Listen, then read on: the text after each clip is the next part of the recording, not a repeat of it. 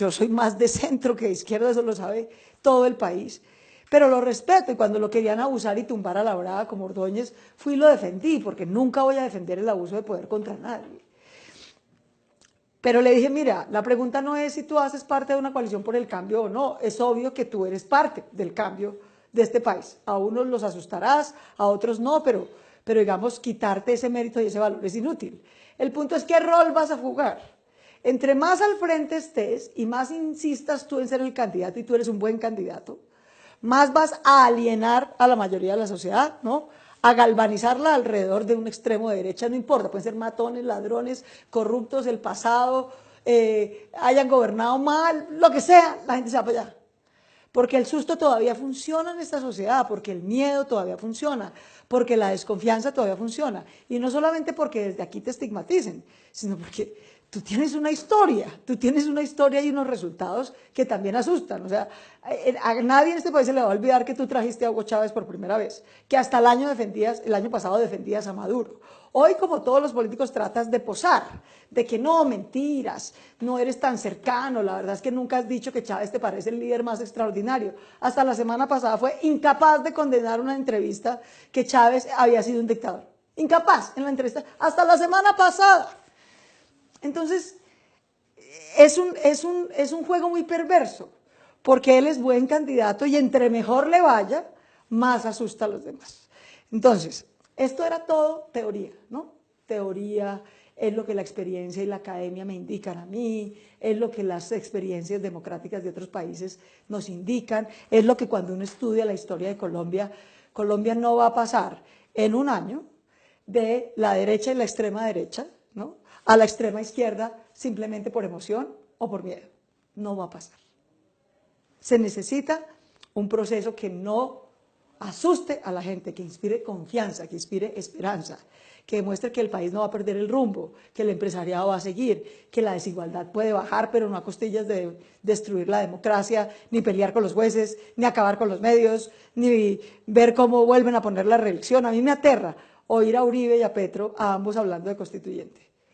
Porque eso es poner en juego todas las instituciones de Colombia. Resulta que ahora el patrimonio democrático de este país, que es la Constitución del 91, los dos extremos de los polos los quieren poner en juego. Pero decía, todo esto era teoría hasta el domingo pasado. Era teoría. Yo podía estar perfectamente equivocada, o este análisis podía estar perfectamente equivocado. Y de hecho fue el propio Petro el que se puso la vara, el que antes de las elecciones del 11 de marzo salió públicamente y dijo, aquí, de hecho de una manera bastante despreciativa, yo diría, y desconsiderada con su compañero de consulta, que es Carlos Caicedo, un hombre por el que yo tengo el mayor aprecio, amigo mío hace muchos años, y dijo, esta vaina a competir con Carlos Caicedo es una pendejada, eso no tiene ninguna importancia. Aquí el chiste no es ganarle a Carlos Caicedo. Aquí lo que vamos a demostrar, dijo él, es que la consulta naranja de la esperanza, de las fuerzas de la vida, van a derrotar a la consulta gris de las fuerzas de la muerte. Lo dijo textualmente en la entrevista con Vicky Dávila en la W, en su Twitter y en otros medios de comunicación. Cualquier colombiano lo puede ver. Él se puso la vara, dijo, yo voy a demostrar que yo soy el candidato que derrota al uribismo. Lo derrotaron 2-1. Lo que quedó demostrado es que todo esto que te estoy diciendo es cierto, que si el que encabeza las opciones de cambio es el extremo más radical, y no digo porque él sea un extremista loco, no lo estoy descalificando, sino porque hay dos polos, es obvio que ambos polarizan. Se lo dije a él también y se lo he dicho muchas veces, en el escenario de la polarización quieren polarizar, enardecer, causar miedo. Ese es el terreno perfecto del señor Álvaro Uribe. Él es el rey de la cancha del miedo y la polarización. Si ustedes insisten en promover esa cancha, el rey de esa cancha nos gana. Pero no lo ha demostrado 16 años. Y eso es exactamente lo que está pasando. Y lo segundo que les dije, en Colombia, no en Perú, no en Brasil, no en Bolivia, ni siquiera en Venezuela. En Colombia, siempre que los líderes políticos dividen, polarizan, estigmatizan al contrario, eso siempre termina en que alguien se da plomo con alguien.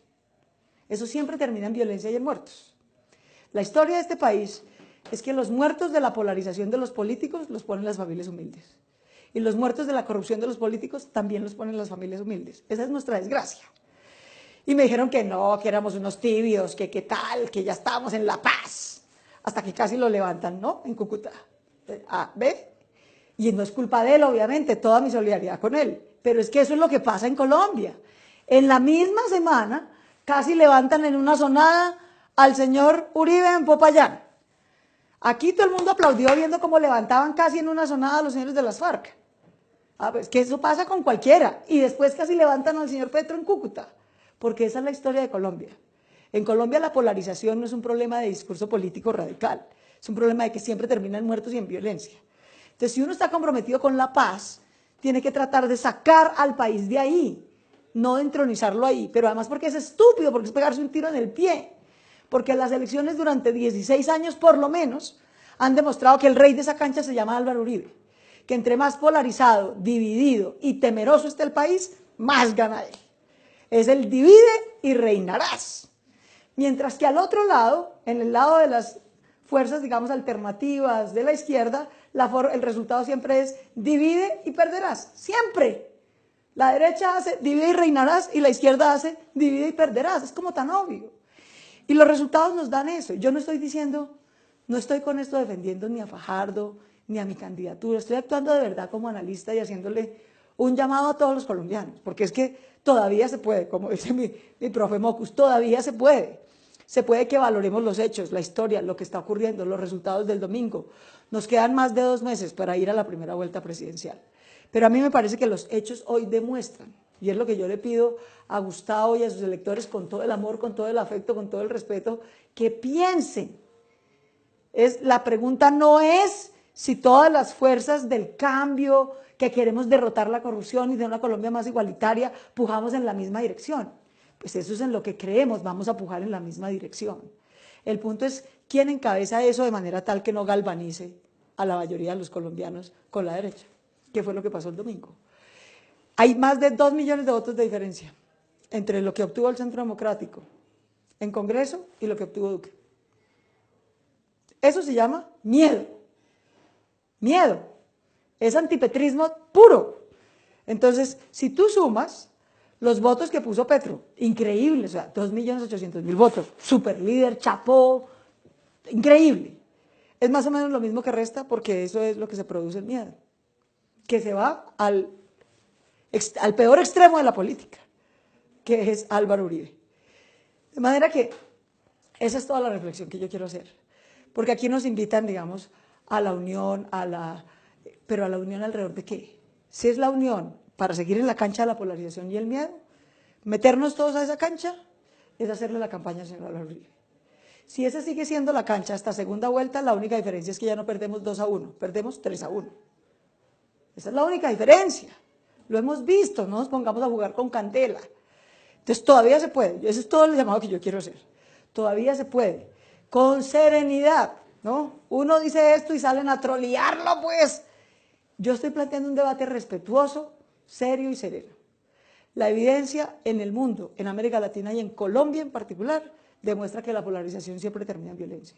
Que el rey del miedo y la polarización, que el que capitaliza eso electoralmente, se llama Álvaro Uribe, no Gustavo Petro. Y que meterse en esa cancha es como suicidarnos por anticipado.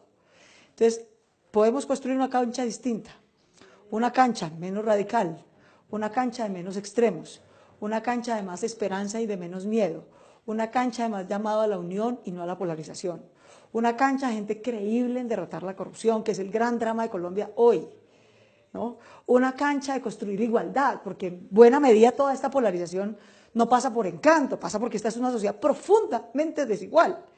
Y por la guerra y por la desigualdad hay profundos rencores y resentimientos en esta sociedad.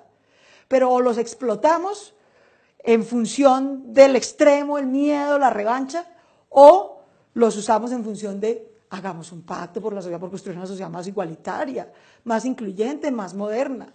El mejor subsidio en Colombia es un buen empleo. Es un buen empleo. Y los empleos, 8 de cada 10 empleos en Colombia los generan los empresarios del sector privado.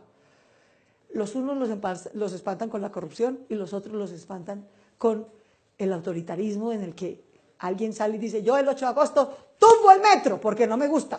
Y al día siguiente hago una constituyente, pongo todas las reglas en juego en este país. Eso lo dicen los unos y los otros.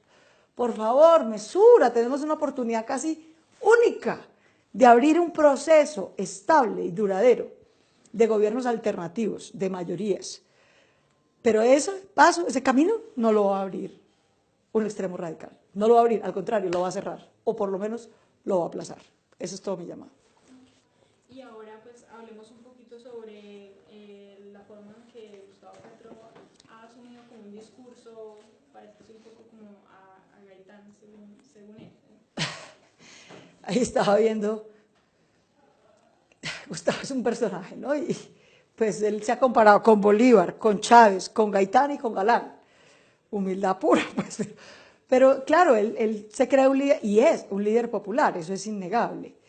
Si uno lo analizara desde el punto de vista de la ciencia política, pues desde el punto de vista académico, Álvaro Uribe y Gustavo Petro son lo más cercano al populismo que existe en Colombia, el uno de derecha y el otro de izquierda. Pero insisto, digamos, es una categoría de la... Entonces el problema no es la vanidad, pues, o la valoración que alguien se tenga como un líder popular, él es sin duda un líder popular. Eso me parece una nimiedad. Realmente lo importante es lo que esa exacerbación polarizante le sirve a quien queremos derrotar. Y en caso de que llegaran Petro y Duque a la segunda vuelta, ¿qué harían y cuál sería el escenario para Colombia? Yo no tengo ninguna duda, o sea, yo por Álvaro Uribe no voy a votar jamás en mi vida, ni por Germán Vargas, ese no es el problema. El problema no soy yo, se los he dicho 10.000 veces. No soy yo siempre he estado por los gobiernos alternativos de Colombia, siempre, toda mi vida, desde que tengo 18 años y hoy tengo 48. Así que ahí no hay duda. El problema es quién es capaz. Ya sabemos que a este lado hay 3 millones de votos, pero para ganar la presidencia necesitan 9. Luego en la segunda vuelta, la pregunta es quién tiene la capacidad de atraer a los otros 6 millones de votantes que no son de izquierda, no son petristas, son colombianos comunes y corrientes, que lo que quieren es educación, salud, seguridad y estabilidad. Y que le tienen miedo a los cambios radicales, miedo, y que con tal de no aceptar cambios radicales, son capaces detrás de irse del clientelismo, de la corrupción, de los falsos políticos, de lo que sea, con tal de estar alejados de ese miedo. Ese miedo puede ser insulso, puede ser infundado, puede ser exagerado, yo creo que infundado no es, pero exagerado sí es. Pero esa es una realidad. Yo por eso insisto, no estoy haciendo esta conversación ni esta valoración como candidata.